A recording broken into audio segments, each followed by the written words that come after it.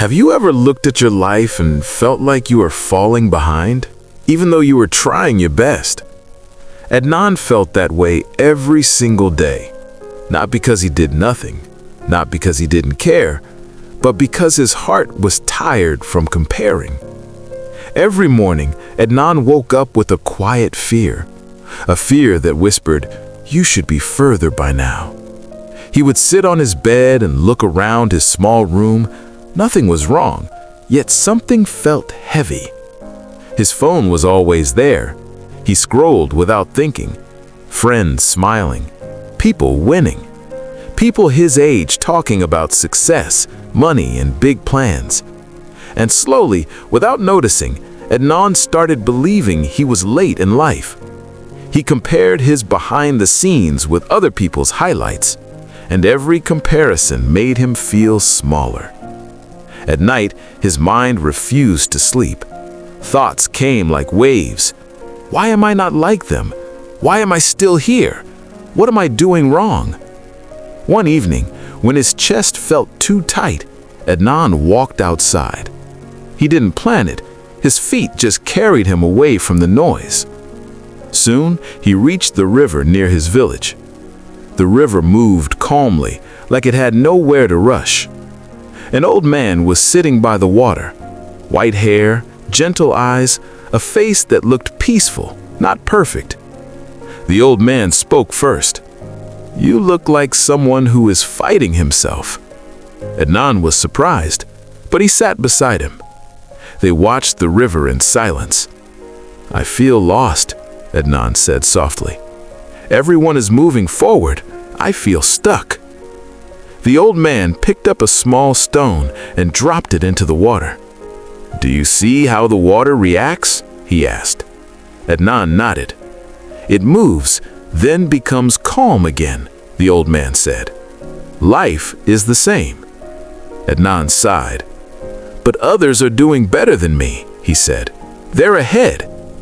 The old man smiled gently. "Ahead? According to whose clock?" he asked. Adnan had no answer. The old man pointed at the river. "This river does not compare itself to another river," he said. "It flows at its own speed and still reaches the sea." Adnan listened carefully.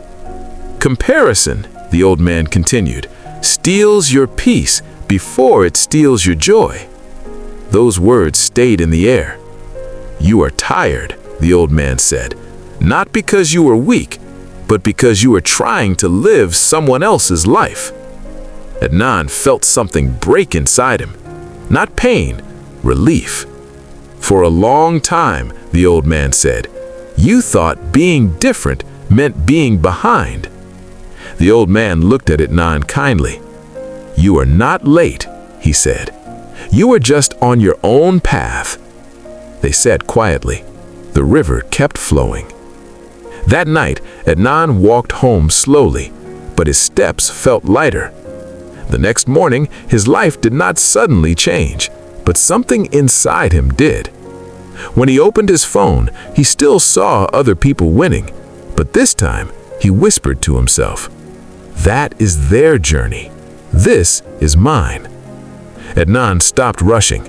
He stopped judging himself so harshly.